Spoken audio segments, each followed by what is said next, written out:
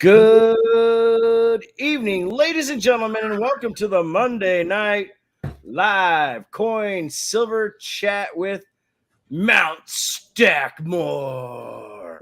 Mount Stackmore. We got Seeker here, Rob, and of course me, Raven of Ravenhawk Coins. Gentlemen, what you got to say? Who do you want to start?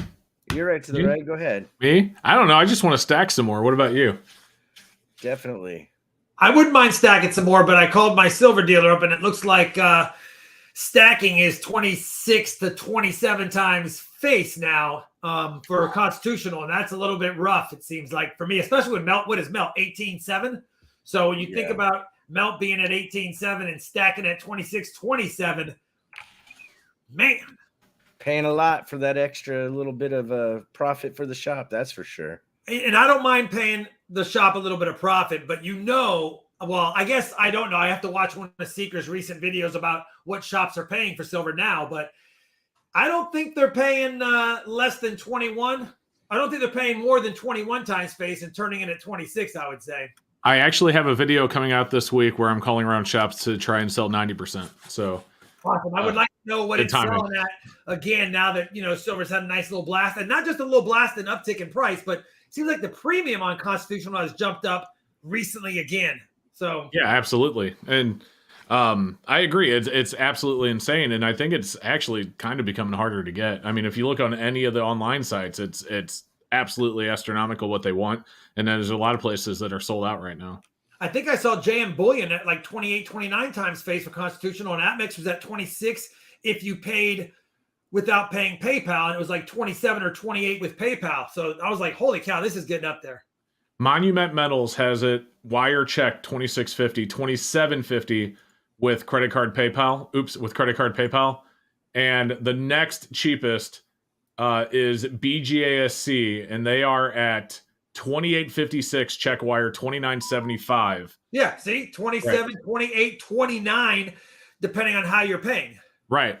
It's crazy. I'm still putting it in. I know you guys know I do the stacker boxes. I'm still putting it in my stacker boxes at like 25 times before PayPal fees, but it's hard to keep up because I can't source it anymore. Like you said, your dealer's telling you 26.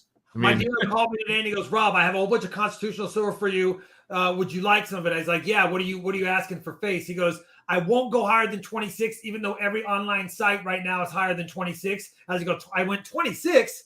I go, I can't do 26. He goes, well, if you buy it all, I do 24.5. I go, well, how much is it all? He goes, I have $667 face. I'm like, I can't. I don't have Silver Seeker type funds. I can't buy it all. So I told him no thanks, I'll have to pass this time. Yeah, we don't have any gold-plated Lambos in our garage. Oh my gosh. I don't own a Lambo. I know. I have a Malibu. He's like, I own two. I don't own one. I own two. Hey, did you drop that link on the other side? Not yet, because we haven't talked about it yet. Okay. Well, here, I'll post it. Let's talk about it really quick, guys. We only have 2 days left of pre-orders for the Mount Stackmore shirts.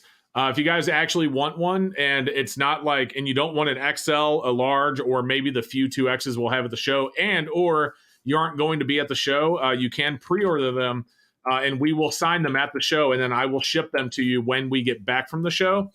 You know what? Oh, I deleted my link. I had it all typed up, and I was going to Control-V it. But let me type this out, and then Raven's going to pin it. But yeah, guys, we are closing pre-orders Wednesday morning at like 10 a.m. because we still have to order the shirts, and Mrs. Seeker still has to make them after we get the shirts in. So if you guys are interested in those, there's literally only like a day and a half left at this point. John Blair sent a pretty good message, or at least I agree with him. He said the war is going to drive gold and silver up. I think once the inflation numbers come out, I think we're going to see that. I think we're going to see that as well. Right. It's crazy. Raven, I just posted if you can pin that. All right, I'm over there.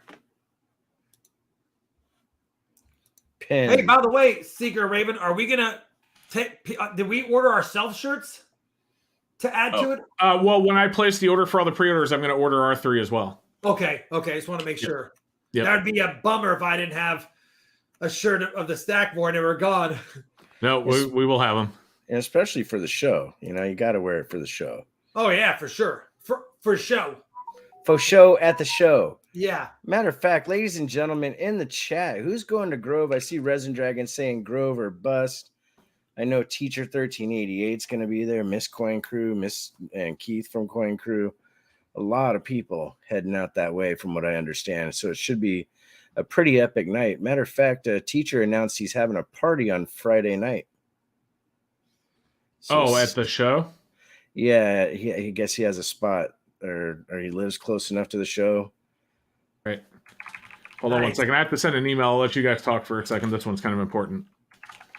Well, I saw that Sidney Patton said, what about copper rounds and copper pennies? Listen, I think somebody put out a video talking about copper today, but at the end of the day, you guys know it. Every single copper cent I have ever gotten pocket change, gas station parking lots, coin stars, or just in my hunts, I have never done anything with besides stacking my personal collection. I have every single copper cent I've ever had, other than when I have maybe sold a variety or two online, or maybe I had that when I had the wheat penny rolls I had available on my site. Outside of that, I've kept every single copper cent I've ever had for the anticipation of copper being big and or the discontinuation of the penny one day. Or the Dude, I tell you this, with EVs coming big, I mean, there's a lot of copper in regular cars as well, but EVs have like 3 times the amount. Like a standard Tesla Model 3, which is like their most popular one, every car has 130 pounds of just raw copper. Isn't that crazy? Yeah, it's absolutely insane. So there is going to be an issue or a time where the price of copper absolutely does go up. Absolutely. I mean, it already is, but I mean, up. Like, we could, who knows, in 10 years, we could be looking at $10 a pound instead of $5. I was looking at a guy who bought some abandoned copper mines or copper fields where it's just not economical today to actually mine the ore, process it, and refine it. But if copper doubles from where it is now, let's say it goes to $8 or $9 a pound, then business would be open. And those guys sitting on buying those, basically they're buying those copper mines for just the price of the land. Wow. And I'm like, man, you know what? That might be something to consider. Not that I would do it, not that I have the funds to do it, and not that I'd want to sit on a desert oasis in Arizona with a bunch of copper in it, but still, you never know. Maybe down the road, maybe they're smarter than me. Right. Yeah. I need to bring this down. So Sergeant T says, what's going on with the U.S. Mint orders? I myself have boycotted the U.S. Mint for the BS that I've seen happen over the last 2 years here. It seems like they just can't seem to get their stuff together. I've personally made my feelings about the U.S. Mint very clear as well. My last order from the U.S. Mint, I'm actually looking it up, was 9/13/21. Yeah. I have not ordered anything. The fiasco and them announcing the 2022 Morgan and Peace dollars after everyone thinking the 2021s were going to be like the one and done. I don't care. I've lost so much interest in U.S. Mint stuff as a result. Yep.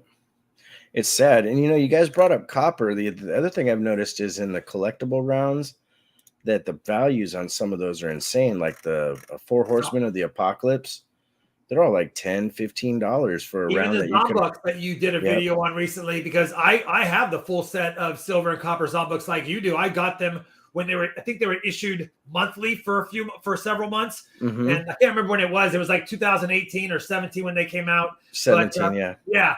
So I got that set too. I thought that was a fantastic set. And I collect collectible copper rounds, Raven, because they hold value. And for what you can get them for and for what copper could do in the future, they're cool to have. Right. I agree. Go ahead, see. I was agreeing. You're fine. I'm waiting for some messages or some questions to pop up on the screen. So Kyle says, everyone, I'm looking for a $5 roll of Mercury dimes. Anyone know where to get the best price online? Not really. Not right now. I mean, my experience has been SD Bullion tends to have the best prices, and they do price matching. But with the level that they're charging right now on all the sites, like Seeker said, not really. You're going to be paying a pretty penny to get a roll of Mercs. Monument Metals has Mercury dimes at 27.5 times if you use credit card PayPal. Well, then I guess I hate to say it, then I guess my website has them for the cheapest. What do you have? 25 times face. Your website? Like robfindstreasure.com? Yeah, I have. There you go. I have 18 rolls left at 25 times. And you do free shipping, don't you? And you don't charge PayPal fees. That includes PayPal fees and shipping. Maybe I should change the price because I haven't looked at it in like 2 months. Rob's like, But I do have I guess I have the cheapest price right now. I have 18 rolls left. Not that I want anyone to buy them today, but I'm just saying. I sold almost 20K worth of copper car harness wire. It takes almost 2 months to amass that much. Yeah, no, I'm sure it takes a while to amass it. So Rich, you could answer the question. So how much copper is in a typical combustion engine car? I'm sure you probably aren't scrapping many EVs yet, but I'm just curious, because like I said, the amount of copper they use in the electric vehicles is insane. And silver. Someone said they use like a kilo of silver as well. Yeah, there's a lot. And then you had the catalytic converters have platinum in them. There's a lot of stuff in cars. So Rich says 30 pounds plus. The reason I pinned this comment from Miss Coin Crew is an uncirculated roll of Mercs is what actually got me and Seeker talking about 4.5 years ago. Yeah. Dude, oh my gosh, that video was so awesome. Yeah. So if you guys didn't see that video, I actually got a bankroll, original bankroll of 40, I believe it was 41 Mercury dimes. And it was all just absolutely gorgeous. I wish I had the camera equipment back then that I do now when I did that video. Yeah, I still have that dime, of course. I still have it. Raven, permission to put my website on your live chat? Of course, man. You guys don't have to ask to plug your stuff. I know, I just don't really I didn't mean to segue into that, so I just figured I was asked, so I'd put it on there. No, I mean, you're helping people out. I mean, the cheapest I could find online was $27.50. If you have it at 25, that's a good deal. Yeah, it might be 25 or 26 now. Maybe it might be. How long did it take you to change it to 26? It might be 26 now. It's still the cheapest online. And Rich Fontaine said, "Yep, catalytics are nuts right now." Yep. Let's see here. Sam Wilson, I asked my chemistry teacher recently, is there an alternative to platinum that could be used in catalytic converters? And she said, no metal does it better. Wow. That's interesting. They were using palladium for a while, but it doesn't work quite as good. Yeah, that's what I heard. I don't know that for sure. I'm not a chemistry teacher, and I don't make catalytic converters, so I don't know. But what I've heard is palladium was being used for a while, and then it got way too high, and they went back to platinum or something. Did anyone discuss how much platinum is actually in a catalytic converter? I know that school buses, for example, like when I used to run corporate America, we had a fleet, and the box trucks had a lot more probably than a standard car, but I don't know. Is there enough in it to make a good living off of doing that? I don't know. Like if I went to pick apart and just grabbed all the catalytic converters I could I actually get quite a bit? Yeah, it adds up. Matter of fact, Rich Fontaine, brother, I know you're here, so if you want to answer that, here we go. Let's see here. Depends on the emission system and what state the emissions are for. Concentration of platinum and rhodium for their emission systems. Japan-built cars come second. 150 scrap worth, said Westside. Yeah, there's like rings of people. When we lived in California, there was a thing about be careful about your catalytic getting cut off in the middle of the night. Yeah, that was happening around St. Louis recently as well. Yeah. Yeah. There was two things. I think it was 08 or 09. We had our catalytic converter stolen from the box trucks, or we had the gas drained from them because gas in California was over $5 a gallon. And so to kill two birds with one stone, we actually had to reframe the gas system and the catalytic converters both just so that they couldn't get in there. Wow. So there. Sorry, go ahead. Rich Fontaine says, I saw cats worth $2K each. Nice. Yeah. I see what Bruce said, that there's twice the gold and silver and 4 times the amount of copper in an EV than a internal combustion engine car. Man, it makes sense because those batteries. Right, yeah. That totally makes sense. That's a lot. Wow. Well, not just batteries, but I imagine because the engines, they're electric engines, so they need a lot of copper. So, yeah, that makes sense. They're getting gas and cats right now in SoCal. Yeah, when I lived in California for all those years, that was a big thing going on, especially late part of the 2008 to 2009 years. It seemed like that was the number one thing, and now we're right back to where we were then as far as gas and cats again. So that's probably what's going on again. Wow, look at all that stuff in there. Yeah, holy smokes. 1 to 2 grams of rhodium. That's a big one. Holy smokes.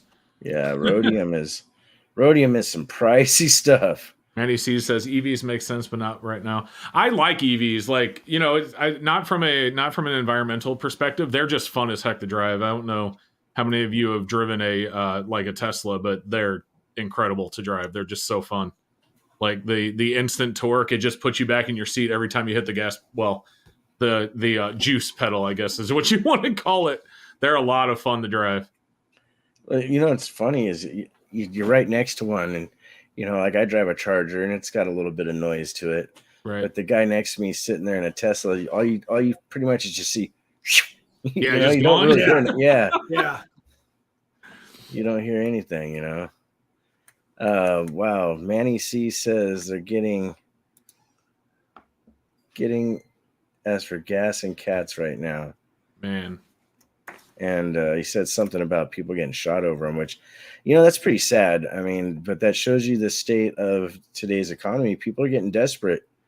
You know, Right. when inflation's hitting the way that it is, and your grocery bill, your gas bill, everything's going up. Matter of fact, I just saw something for Amazon where they're passing on a 5% surcharge for all your orders now. You know, I mean, that becomes pretty expensive over a while. I haven't seen that yet, but holy smokes, if that happens, that's going to be crazy. Yeah, it was on the news. Blew my mind, you know, because they've always tried to say that, hey, you know, we have the cheapest prices kind of thing. And now I have a Amazon rewards card that everything I buy off Amazon, I earn 5% back. So I'd hate to lose that. just flat. Yeah, it just flattens up. Oh, shoot. 9 years ago, the cat was stolen on Conrad's Tacoma. They did me a favor. I had over 160,000 miles, but I kept full coverage. My deductibles was $100 for a new cat and O2 sensors. Well, that's nice. And that's lucky. That's lucky. Yeah, that's real lucky. Let's see here. Here's one for Rob. Are 45 BU Mercs worth getting graded with full bands? It depends if you... Well, it's for Rob. I could let him answer. But, I mean, if you think it's going to get like a 65, then yes. Yeah, and I don't have the population report up for a 45D Merc dime. I believe there was a lot more Denver ones minted than the Philadelphia. But I'm not quite sure. I'm actually bringing it up right now, so just give me a second to double check. But Seeker's right. I mean, in order to have full bands designation on a Merc dime, it has to be mint state no matter what, first and foremost. So you got to make sure it's going to be grading mint state. Yeah. Once it grades mint state, you got to make sure it has full bands. So you need to make sure of that. Then you want to check what you think it would grade. Let's say you think it's a 63 full bands. You've got to make sure that that's going to be worth the submission. 63 full bands is not going to be worth the submission. I can tell you that right now. What is it, like $26? Something like that. I'm trying to find it right now. 45D, right? Yeah, I can pull up gray sheet values. Obviously, it's going to be higher than the gray sheet value because its gray sheet value is wholesale. Yeah, so give us an idea. So I was pretty much spot on. PCGS price value guide for a mint state 63 full bands is $27, which means the gray sheet's probably going to be 18 or something. Yeah, probably, yeah. But even at 65, it's $45. And by the time you submit the submission fees plus the variety designation to get full bands, you're break even right there between that. Now, you got to pray that it's going to get a 66 or better to make a few bucks. So if you want to mint state full band graded Merc dime just because you want to have one as an example preserved forever so you can compare other dimes to it, maybe you put a little money into it to see what happens. Outside of that, probably not worth it. It's pretty common. Like I said, I think the 45P is the one that jumps up a little bit more. It doesn't just jump up a little bit more. The 45P is insane with full bands. Yeah. Yeah. So that's the one. I knew the 45 had one of the years that just went boom. Well, it's MS63 full band 45p is like $6,000. Yeah. Jeez. So there it is, because that's one of the ones I always look for when I get BU Merc Dime rolls. I'm always looking for the 45p. I didn't remember because I haven't checked price on it in so long, but I remember it's the one I'm always looking for just to see if they're just like the 1967 full steps Jefferson nickel is like a unicorn. You're not going to find one. One has never been graded. One has been graded, but it was retracted by PCGS upon further review.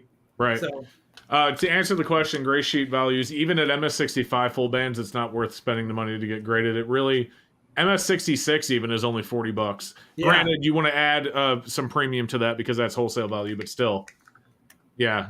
Well, that's why I said, though, some people like to get a nice coin graded, see what it grades, and then they have an example piece from PCGS to compare to other mint state ones so they know kind of how to what they're looking for on other coins. And sometimes it's worth a small investment to get one preserved. It's your nicest Merc Dime with full bands to use as your own comparison piece. Right, yeah. So, Edward Lee, could you please comment on your recent video? What is a good deal for 80% Canadian silver? Honestly, for the Canadian silver, I've been able to get that for like $1 above melt most of the time. Sometimes almost melt. A lot of the dealers here, they just send them to be melted. They don't really hold on to them, so you kind of have to be on top of them to be able to get it. But, so I would say just keep an eye on where silver is and, negotiate. Never hurts to ask for a better price. Let's see here. Oh, wait, that's Resin Dragon. And then Morgan McLean, I went to a coin show this weekend. Prices for Silver Eagles range from $710 to $800 a roll. Dates in the 2010s, so $35.50 to $40 per coin. And right now with today's market, that's not that bad because if you go on to, APMEX or one of those other sites, if you don't buy a whole roll for one, you're going to have to pay for shipping and everything. I mean, I think they're at like the $200 mark now, if I remember correctly. But like that, yeah. But oh, hold on a second. We got Matt Poe as a new member. Thank you, Matt Poe. So when you're really buying in bulk, you're going to do better. But the single stuff, you're going to really have a hard time, Guys, Rich Fontaine, 5 months, a Rhodium member. Hulkamania's running wild, brother. That's funny. Rich Fontaine's awesome. What's up, dude? All right, so this one's for Rob. He says, real quick, what's funny in your prices were like the same as what I found online. Mercuries are 129 compared to your 135, and dimes are 137 compared to your 125. Well, Rob being a single, like one person versus a big giant shop, that's still an excellent deal. But Rob, go ahead if you want to. No, I mean, I include PayPal fees. I include shipping. You have nothing to do besides just send it. And so I don't know where you was it 129 and 130 and 125. Okay, so my Rosie dimes were the ones that I had at 25, and my Mercury dimes I had at 27. All right, I knew one of them was at 25, which is why I said it might be 26. But that makes sense. I mean, then again, I'm not a big time dealer like APMEX or SD Bullion or any of those guys. All I do is process the years that I've bought dimes for, and then think about what my average price per unit is and put it in there for rolls that I'm willing to part with. So, yeah. Here we go for Seeker. If I want a coin in a certain grade, I buy it. No playing PCGS guessing games. Well, that's just a statement. And if you have the ability to buy that, that's awesome. It's sometimes better than that, because when you try to guess a grade and you're off by a couple, you're just going to lose money in a lot of coins. It's pretty expensive to grade coins. Shoot. Yeah, for sure. Sorry about that. I want to respond. Silver Merchant's asking how close we are to that goal. It is 6761 of 7,500. So we're like 740 away. That's not bad. No, not bad at all. Yeah, John, that's pretty smart to just buy it in a certain grade. It really is at the end of the day. I mean, but for me, a hunter in general, I like buying sometimes in bulk and trying to find the hidden gem that somebody may have missed.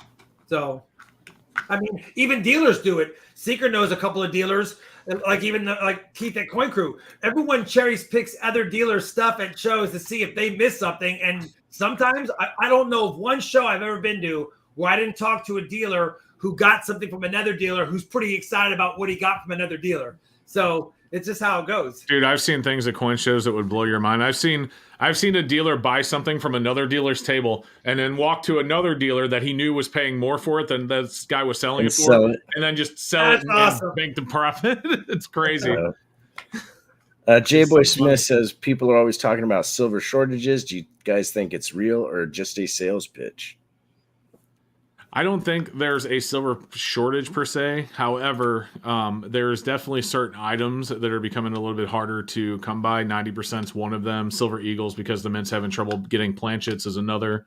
No, I mean, I wouldn't call it a shortage, no, but there are definitely supply constraints on certain types, if that makes any sense. Seeker, how hard do you think it will be a decade from today with the boom in silver as far as just stacking? A lot more preppers, stackers, the price of silver better than it was a decade ago. What do you think, how hard it will be for the 25-year-old a decade from now to walk into an LCS and be able to get bags of constitutional silver? I don't think it's going to be very easy unless silver skyrockets, and in which case people, all the people that have been sitting on it are going to take it and sell it. Yeah. Depending on why it skyrockets. If it skyrockets because our dollar drops off the face of the planet, they'll probably hang on to it. But if it just goes up through natural trading, say it gets up to, $40 or $50 an ounce through natural trading, not through inflation reasons, then you'd see a lot of that stuff hitting back to the shops. People are going to be selling it for sure. I mean, at the end of the day, every year, I mean, I don't know this with 100% certainty, but I think we all can come to the same conclusion. Every year that passes, there is less constitutional silver available. I mean, just in general, whether it's through melting or refining or whatever people are doing out there, or falling off the side of a boat, it doesn't matter. There's less and less every single year. Dude, think about how much there would still be around if it weren't for the silver boom in the 80s from the Hunts brothers. Like Silvertown specifically was one of the big contributors to that. I mean, they melted everything. They didn't even bother to look through. They were getting so much of it in. They didn't even bother to look for key dates. There were Carson Cities being melted. There were 16D Merc Dimes being melted. I mean, they didn't care. There was no discrimination because it was coming in so fast because of how high silver was. All they did was melt it, turned it into bars, and shipped it overseas. Absolutely incredible how many things we lost as far as key dates and things like that are concerned. Yeah. And then everyone who's just putting together collection folders, even if they don't plan on selling it, they want to leave it to their grandkids. Every single year, more collection folders are I know their stuff gets dumped into circulation. I get it. And there is a constant supply. That's why we still see it, 60 years later in circulation. But every year there's less of it somehow. Yep. Very true. Let's see here.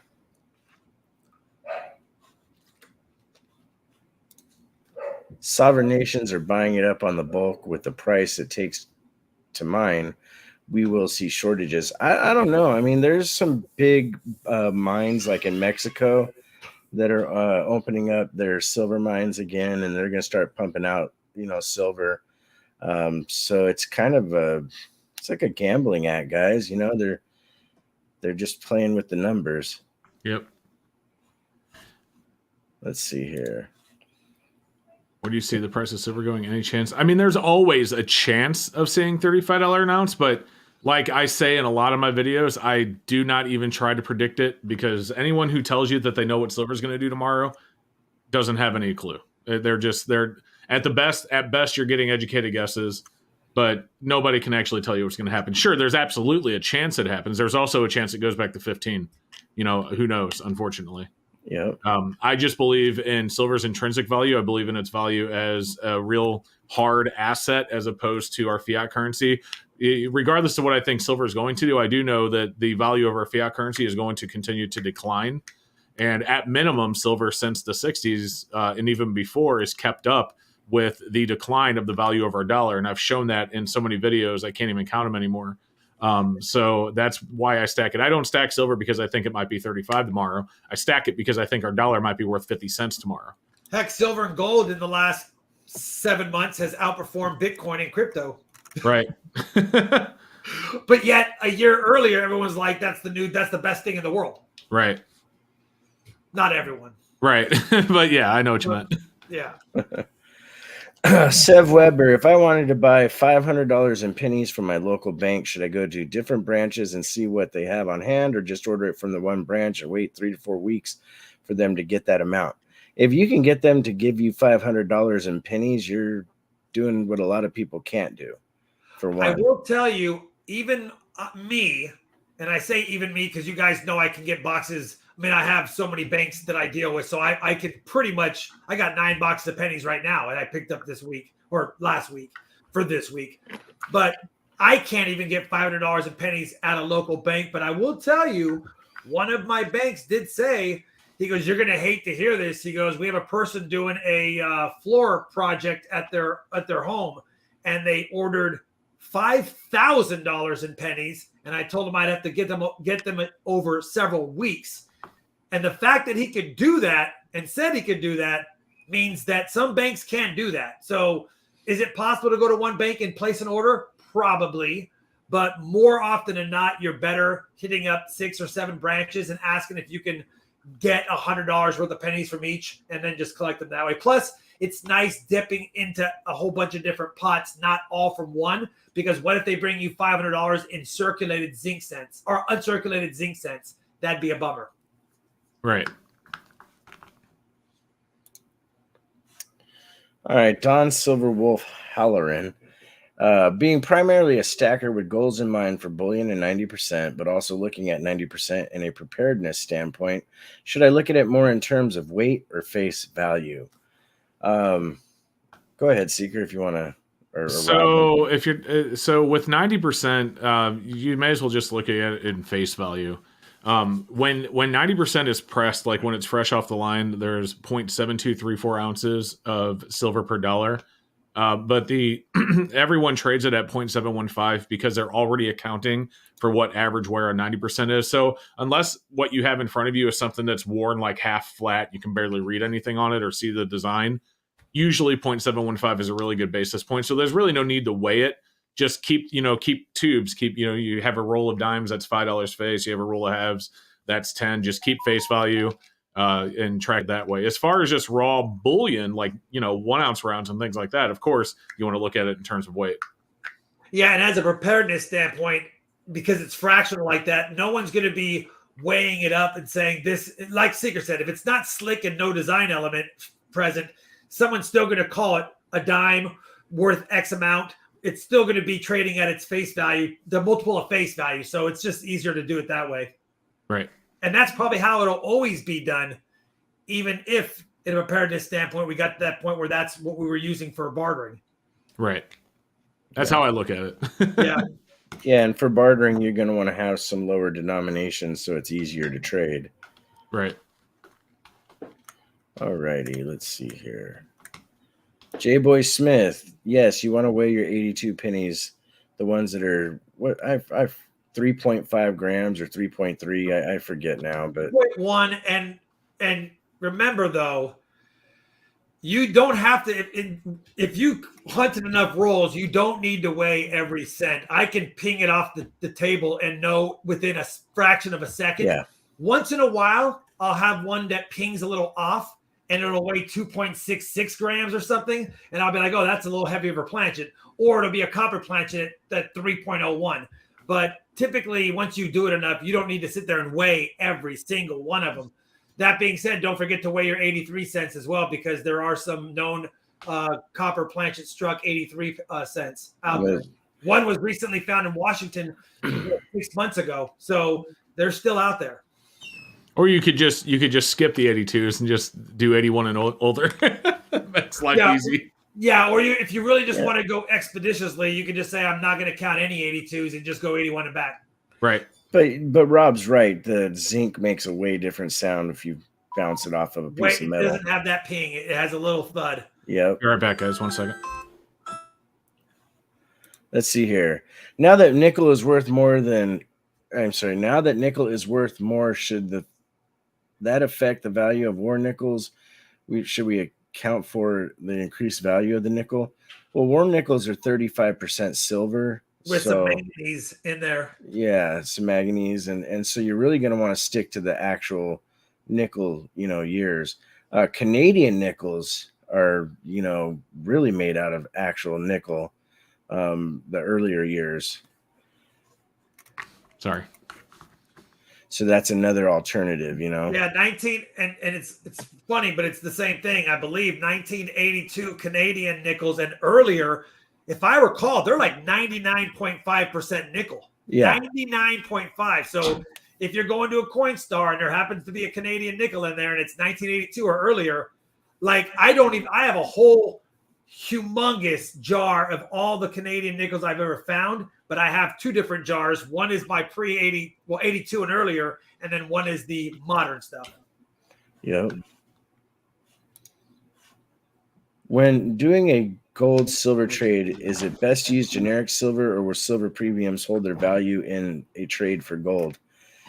That depends on the situation of who you're dealing with and what they want in exchange, is what I've seen. What do you think, Rob? When doing a gold to silver trade, is it best to use generic silver, or silver premiums hold their value in a trade? Secret does a lot of videos on this. I mean, when I'm stacking, I'm buying generic. When I want some collectible stuff or things I just got to have because I love what the design is, I buy premiums. But if I was trading in silver for gold, I think I would lose a little bit on the premiums from what I paid the shop for the premium and then what they buy it back for the premium. I know Secret's more of an expert on that, so I'll just pass it to him. No, you're fine. I mean, you're right though. The shop generally, unless you're trading with like another individual, like let's say someone you meet, through YouTube or at a coin show, trading with somebody at a table. But if you're dealing with the shop, they're not actually going to trade you. Shops don't trade. The shops buy from you whatever they pay for Silver Eagles. Let's say they're paying $3 over spot for Silver Eagles or $4 or whatever. They're going to offer you $4 over in trade towards the gold. Then they're going to sell you the gold at whatever they sell their gold for with premium. Shops generally, I mean, don't get me wrong. Obviously, that's not a blanket statement. There may be some out there that do it differently, but the majority of them don't actually trade. They just buy and sell. They'll buy it from you at a premium at whatever they pay and then sell it to you at whatever they sell it for. So I would stick with, if you're really swapping with another person, though, I mean, I'd try and get as close to that ratio as you can. So generic's going to be the best way to go for that. Yeah. And I know they don't trade, but if I took a bunch of my silver to a shop, he would buy it for what he would buy it for. And then I could use that money to then purchase his premium marked gold. Right. Exactly. Yeah. Right here, the announcement of a CBDC. Should investors be wary? What does a digital currency introduction mean to us? I hear maybe 50 cents on the dollar. Can metals protect a currency transition? Go ahead, Secret. Central bank digital currencies are... I don't know. I don't know enough on this subject to even comment. I have my thoughts, but I'm not an expert or even close to being knowledgeable enough to say. That's where I was going to go, is I have my thoughts on what's going to happen, but I'm in the same boat. It's like, it's really hard to tell you what I think is going to happen because the truth is I just don't know.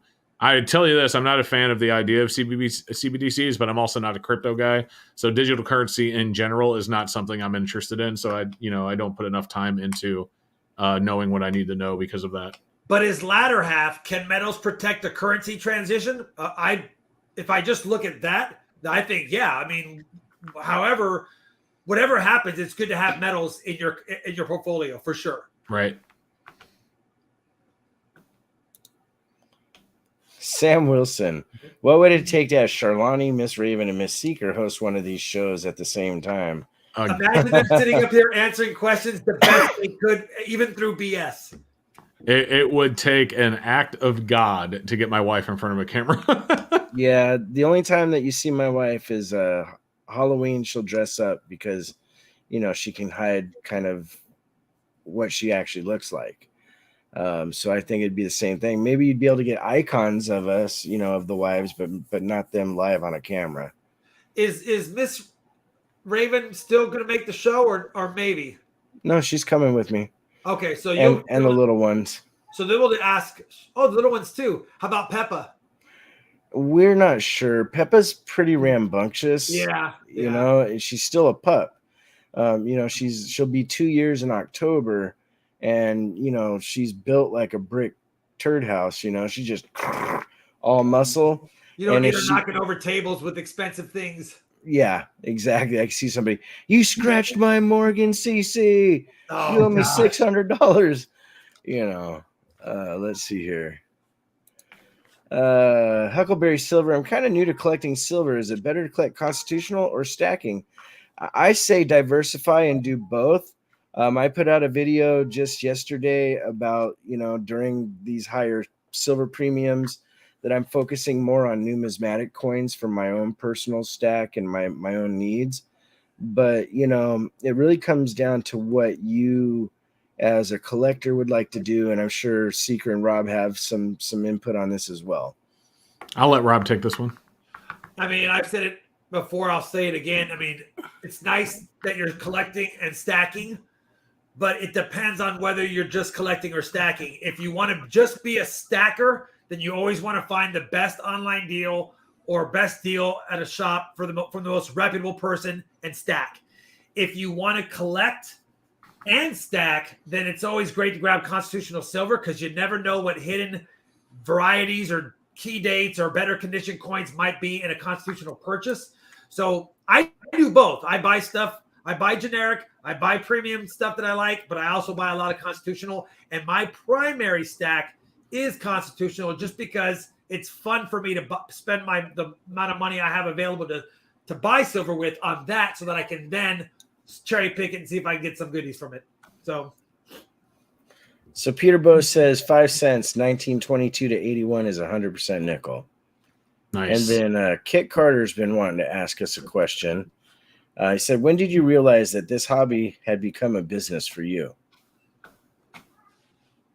When I was fired from my last job. I mean, I don't know. I've always been around this stuff, so I mean, forever, I guess, would be the best thing I could say. I don't remember when. I do not remember. All right, let's see here. It's a tough question. I mean, I guess I'll answer it really quick. I started doing my garden channel first, and I had some success, and then I got really stuck with corporate America working. And then when I got let go from corporate America, I kind of took on the coin channel a little bit more full time while I was looking for work. And then when I realized COVID had hit and there was not going back to work anytime soon for me, that's when I realized that this was pretty much my business. And I had to take care of the people that followed me and take care of the things that I stand for first and foremost, and let the business take care of itself from there. Yep. How long had you been collecting before you looked to make it profitable or entertaining? Was it content first? Can you talk on how your passion became your profession? Well, Rob kind of just said that for his. When I started out, I was literally showing people that they could learn how to, you know, hustle by looking through boxes, finding stuff that was worth more, turning that in, and, you know, getting better stuff in their stack. That's how I originally started doing my channel with coin roll hunts.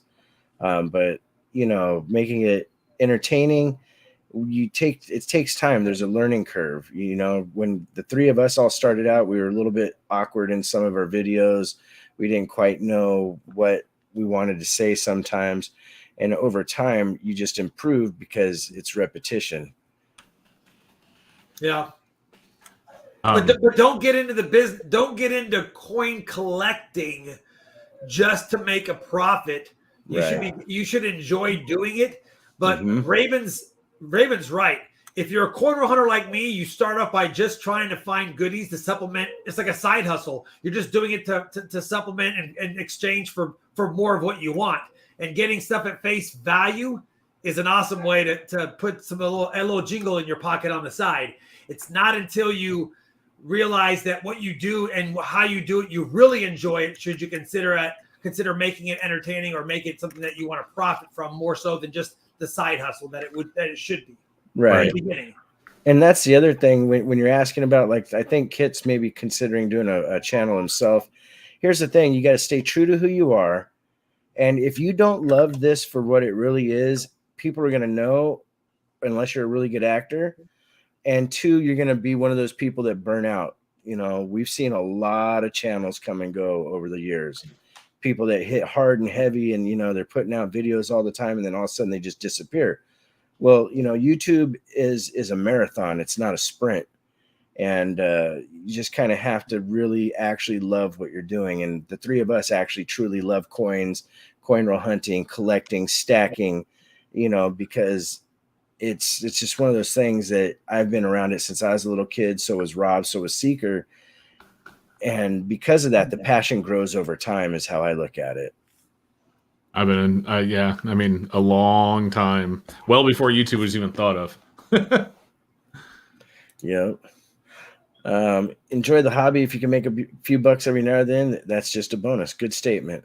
And and I will get into that really quick because go ahead. Sometimes I do PCGS videos for my own personal benefit. Like I know this coin. We were talking about that 45D Merc Dime earlier with full bands. I have PCGS submission videos where I've submitted coins and I get hammered from the occasional passerby on my channel. They don't really comment much, but then they decide to say, why would you send that in? You didn't even get your money back. You lost money, actually. They have to remember that, yes, I lost money if I'm a private person submitting privately online. Mm-hmm. But sometimes I submit coins for the benefit of my viewers. My viewers then watch it. I do get a small chunk of ad revenue for making the video, so that does help out. And like Big Sky said, if I don't, you're going to win some and you're going to lose some, but everyone can learn from the video I did. And it's a bonus because I do have some viewership revenue that does help with the submission costs. So it's fun to be able to make content that's good for people, but also get a little back from it so that it helps support and make me be able to do what I do. Right. Yeah. I saw Silver Merchant's comment. I responded to it. If anyone else is having issues with ordering the T-shirts for any reason, I mean, we've had orders come through, so I don't think there's a problem. But if there is, just email me and we'll take care of it for sure. Maybe it's site overload, Seeker. But seriously, guys, I don't know who was here earlier when we first announced it, but I pinned the message at the top, the pinned message there. If you guys are interested in the Mom Stack More shirts, we were only taking pre-orders until Wednesday morning, and then we're closing them off. And if there's site issues, Minty Mike can get on and address those if he has to. Oh, for sure. That's awesome. Corey B, we have these video live streams every other week. The next one will be on Seeker's channel. And then our one after that will be at the Grow Show, right, gentlemen? Well, yeah, the one would be at the Grow Show. But is the next one on mine or is the next one on Rob's? I think it's on your Seeker. Okay. All right. Yeah. So we'll double check, but 2 weeks from today on May 2nd will be Seekers. Then obviously we're not going to be able to do, well, we'll have the Monday after the Grove Show will be mine, but we'll still be live at the show. Right. Yeah. We're going to do something from the show as well. Yeah. Let's see here. I'm trying to find some more questions. Here we go. I submit my proof ASCs not to make money, but to preserve them. And that's how I prefer to store them. That's a totally valid way to do things for your own collection. See, one of the things that people have to understand, and Rob even hit on it, is there's times that you just put a coin into PCGS because you want it preserved. You don't want anybody touching it or have a chance to scratch it or anything like that. And by having it in that holder, it'll take pretty much an act of God for something bad to happen to it, you know? And it's a personal choice, a personal preference. And that's the cool thing about collecting. You know. Yep, absolutely. And just to touch on that, I had a subscriber, I don't know if you guys saw that video, that sent me an entire peace dollar set. And there's a lot of them that probably aren't coins that I would recommend grading, but at the same time, he doesn't mind, sending it off and spending the money for it because he wants to preserve his entire set. So, I mean, there's some of them in there that I wouldn't normally suggest sending them off, but if you want to preserve the whole set, your first set you put together, you want to put that in a slab and keep it that way. Is he doing one of those legacy sets or whatever, where you can... No, it's just a complete peace dollar set. Okay. Well, and how much does an Intercept Shield album go for? Don't know. Because other than a slab, that's probably the best way to preserve any collectible coin if you're not slabbing it. And those are pretty costly as well. So, right. But they go for a lot.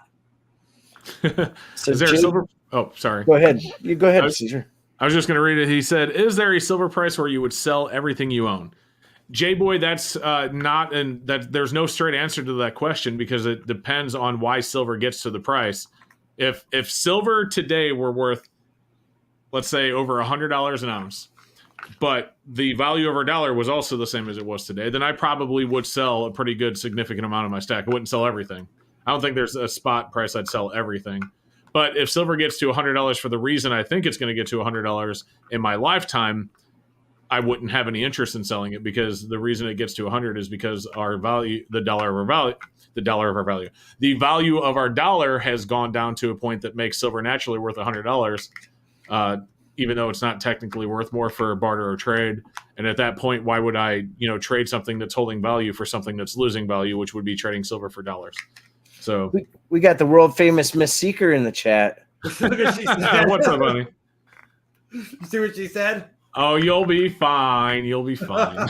That's and Mrs. awesome. Seeker, by the way, is hand making those shirts. So you guys also, if you get one of those shirts, are helping support her as well. She does all sorts of crafty stuff. She does vinyl and sublimation and custom shirts and all that stuff as well. So she's really good at that. Same with me, Coin Crew. I'll just keep my Peace Dollar set in its Dansko album. Although I do have the key dates that are in high grade in a slab, but I still keep everything else in the Dansko. Right.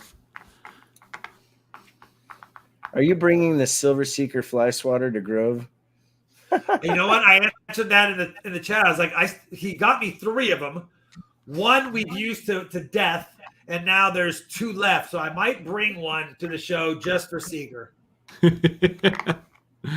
Oh gosh, it was funny. Keith says, "I'll keep my Peace Dollar set in its Dansko album." Yeah, go. I mean that's a way to do it as well, but to each their own. Tyler Hutton said, "I did the same thing with my 1905 $5 half eagle that has been passed down for a few generations. Ended up coming back MS62. And that's the thing. Sentimental value means a lot in certain coins. Like I have coins that I'll never ever get rid of, no matter what the price is offered to me, because the sentimental value behind it. I have some silver from Rob Fine's treasure. I have a skunk round and a couple of his rounds in a bar. I'll keep that. I have a couple gifts that Seeker gave me, a really awesome tone Benji. The thing is just epic. And, I'll keep that. Things at Rich Fontaine and a lot of people in the community, when it's something that's more of a gift and it has that sentimental value, there's no real price to put on it, Yeah. I'm going to put you on shirt duty while I'm at work, says Miss Seeker. Oh, that's awesome. All right. So besides stacking for an investment and hobby or simply the enjoyment of collecting, what other interests do you hold silver and gold for? Well, I mean, those are the primary interests that I hold them for. Other than that, it's to hedge against inflation because I don't believe in the dollar. I'd rather have a bunch of silver in my safe than a bunch of dollar bills personally. Now, I keep in mind, I say that there's a caveat. Obviously, I recognize the fact that you need dollar bills to pay your bills, to fill your gas tank, to put food in your fridge. But if there's going to be money that's just sitting in the bank, not doing anything, sitting in a savings account that's not drawing any interest, I'd rather it just be silver. And with today's interest rates, until they change that for regular savings or any account, there's no money to be made. Right, exactly. Hey, Right, Rob, is there interest in fancy serial numbers, 95% plus, and possibly what's... Listen, there's a lot of fancy people. There's a lot of websites out there that give you information about how rare or how statistically available a certain serial number is. You can look at that, and yes, if you put it on eBay, you will get a few bucks over what you paid for it all day, every day. People collect them. There's a lot of people that love numbers for a lot of reasons, and you can make money on it. But really, there's only a set number of true fancy or cool or collectible serial numbers, and you can go to coolserialnumbers.com and you can see the real ones that have real value, and then there's ones that are collectible based upon a math formula that someone says is pretty rare. So I have no interest in those. I only have interest in the real cool fancy serial numbers. Yep. And and you got to be careful because sometimes I've noticed a thing where they're trying to push Trinary Bills, the 3 different digits, and those don't hold the value. That's somebody just trolling you. They don't. And I used to pull them out of my earlier videos until I realized they didn't hold value. Now I point them out to say I don't collect these. That being said, there are trinaries that are collectible, because if it was 5556667, right, that's kind of cool because it's a step up with 3 numbers. But outside of that, no, I don't touch them. Right, or a radar or whatnot. Or a radar trinary, of course. Yeah. Yes, Raven. Nolan Mulholland says, for everyone, what brands of coin albums do you use? What are your favorites? Dansko. Dansko is my number 1, but when it was tough to get it for all of my coin collections, I went to the Whitman Classic with the windows. It's definitely not as nice as the Danskos, but I've been replacing the Whitman Classics over time when I find new Dansko ones up for sale. Let's see here. While I concur, I will say that after being through several natural disasters, cash is king. Now, those were not financial events, but I stash as well.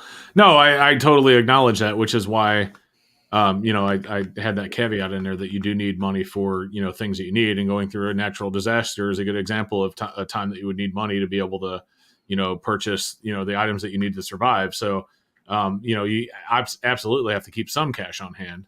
But, I'm talking in excess. Like, if you have 100, I'm not saying I do, but if you had $100,000 in the bank, I'd rather half of that or more just be silver if it's not doing anything else, or invest it into something. I mean, if you're not into silver, you're not into gold, just anything that appreciates in value that isn't the dollar, because the dollar does nothing but depreciate. I mean, it's a fiat currency. It's designed to do so. I mean, and in a natural disaster, bottled water and candles are pretty much king too. Yes. Spices. Don't forget about spice. Hey, Columbus sailed just to go get some spices. Yep. So Bruce Tabor is asking us about any thoughts about a day in the life video. I would not put it on my channel. Things that a perfect example is yesterday, guys, over the weekend, I'm sure and I feel bad because, again, I said it in the video yesterday, I forgot to let Raven and Rob know. But I did that awesome charity auction. It was great. Don't get me wrong. But, I did a video the next day talking about it, showing the goal that we had set, what we had made. We raised over $6,700 now for Save the Children, which I thought was amazing. So I did that video yesterday. Not only is it the worst performing video on my channel in years, I got a bunch of dislikes, which actually absolutely blows my mind that someone would dislike a video that's about, collecting money for a charity. But I even had a bunch of people unsubscribe from that video. And it's the fact of the matter is content like that doesn't fit on, at least I'm not going to talk for Rob and Raven, but I'm sure they're going to concur. It just doesn't fit on the channel. People aren't subscribed to my channel to watch day in the life videos. I have done a handful of vlog videos, but it's been members only, because the members I know will. If you're a member of my channel, you're supporting me other than just watching the videos. It must mean that you're probably supporting Charlani. But at the end of the day, I know you're watching us with a little more intimacy. And so I do like to share some of my more intimate moments with the members. And that's when I posted content like that. And that's where I was getting ready to go. So you're right. If I did a video like that, it would, not to be rude, not to be like, oh, well, if you're not giving me money, then I'm not going to show that to you. But if I did a video like that and put it on my channel, it would be a members only video, because, again, that is something that the majority of the people that watch my channel have no interest in. So, yeah. I'm not sure what she's trying to say. Maybe this is an inside thing. It's he. And it's a joke I told on one of my first streams he was ever on. So yeah, we can get an art cancel. We can get one. Oh, I get it. That's funny. I saw a question just a little while ago that said, do you guys think more states are going to do the gold backs? I just can't find it. Well, it's not the state doing it. It's the gold back company. And they're trying to get into more states. Yeah. But there are certain state laws that don't allow that to be a thing in certain states, I believe. And I'm not an expert on that. So I'm speaking off of what I think I might know. So don't quote me on any of that. But I'm not a big fan of the goldbacks. It's just I'd rather buy Eagles or bars personally. Keep them away from a flame. Yeah. Because there's not much gold in them. But you don't even know. Like I saw a video where someone melted one to see if there'd be a little bead of gold, and I was like, "There's no bead of gold there, bud." Oh. Right. So Stephen Biz is asking for a Suzuki. All right, Suzuki. There you go. One last question here. We got on the go with Matt Poe. What is the best site for licensed silver rounds in your opinion, Mr. Seeker? Usually AppMex, they have the biggest selection by far. And one thing I'll tell you guys about AppMex, and no, I promise you, as many times as people are like, you must be sponsored by them. You talk about them all the time. I'm not. AppMex has never reached out to me ever for a sponsorship. It's just the fact. AppMex is usually the most pricey of the online dealers. That being said, they also have absolutely the best deals. Their Black Friday deal is a good example. They had silver and gold, including 1 ounce gold eagles at spot. Whenever they put up a special, their specials are always amazing. But additionally, they far and away have the best selection of licensed silver rounds. Like with hands down, it's if you're looking for something, chances are AppMex has it, and a lot of the times it's even an AppMex exclusive. So yeah. Again, I'm not sponsored by those guys. It's just a flat out fact. It just is. So they are the most expensive. You know, if you're just going to buy 1 ounce buffaloes, though, there are better places to go, because they are the most expensive on things like that. On eagles, they're the most expensive. You know, but certain licensed stuff, yeah. You wish AppMex would sponsor you. I mean, maybe. I mean, I wouldn't mind if I wouldn't AppMex turn it reached out to down. me. I wouldn't turn down AppMex either. Yeah. So Slowthorpe's asking, are gold backs similar to the Norfed situation? No, the Norfed situation actually tried to put a legal tender face value on their silver rounds. So it's totally different. I'm pretty familiar with the Norfed situation, Seeker. Oh yeah, I know of a Norfed situation where somebody just randomly melted one for fun. That's awesome. Oh shoot. All right, here we go. We got one last question, guys. We're a couple minutes over, so this one's for Rob. Yeah, Buffalo Joe and I have been looking for the Jenny's number 8675309. Obviously, it needs to start with a 0 to have enough digits, or even end with a 0. We just want to have 8675309. He sent me one that was 8675342 or something. It was so close. He sent it to me. One of these days, we're going to find one, Buffalo Joe. And if anyone out there finds it, let me know. I'd buy it from you for a pretty good premium. So what you're saying is you had this that was in the same strap with 86753. That was in the same strap when it was released in 2013. It just wasn't the one. Brutal. And Little Seeker, I love you, baby girl.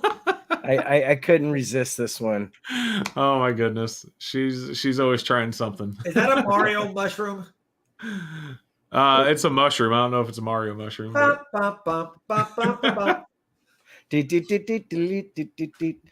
I played so many hours of my life on that game. Me too. You know. Oh my goodness. And you know, you can get a little knockoff fake Nintendo that has it in there for like $20. So the other day when I was real sick, I stayed home and just all Little Seeker, we will talk about that later, okay? Resident Dragon said, "Little Seeker be hustling, love it." She's flexing. Come on, Dad. All right, guys, we're gonna wrap this bad boy up for the evening. Any last thoughts from Mr. Seeker? No, I'm just really looking forward. We only have one more of these before Grove, so it'll be on my channel. And I look forward to seeing you guys there in a couple of weeks. So make sure you get over there and sub if you haven't done so you don't miss it. Click the bell. But no, I'm looking forward to it. There's so many people. I know there's a lot of you that can't make it. Some people it's too far away. I totally get it. But those that are going to be there, man, I can't wait to meet you guys. And I promise you this, for you guys that can't be there, with as many YouTube channels as are going to be there will be so many videos. You will have a nonstop like smorgasbord of content for a week straight. I'm sure it's going to be awesome. So we will try and make it like you're there as much as possible. A lot of people will be live multiple times. You know, I've even thought about doing like a full day live stream where I mount the camera up on a pole and just go live and you guys can just watch from top down or something. So it'll be a lot of fun. Looking forward to it, guys. Yep. And, Mr. Rob. Go ahead, Seeker. No, I was going to say, and then we'll pass it to Rob. Yeah, I'm just going to keep it short. Well said, Seeker. I always enjoy hanging out with my brothers. And don't forget to get your Mount Stackmore shirt if you want it. And outside of that, thank you for joining us again tonight and looking forward to seeing everyone in, what is it, 3 weeks, 3.5 weeks now? Yeah, it's close. It's closing in. Like 3.5 weeks or whatever. But yeah, I'm looking forward to seeing people I met last year and meeting some people for the first time this year. Yep. All right. With that said, ladies and gentlemen, keep your eyes out for some great stuff. Go get yourself a Mount Stackmore shirt because it'll be a limited chance to get the signatures from all three of us on your shirt. And we will see you guys in the very near future. Like always, please make sure you take care of one another, and we'll see you real soon. Raven Hot Coins, have a great day. Edges.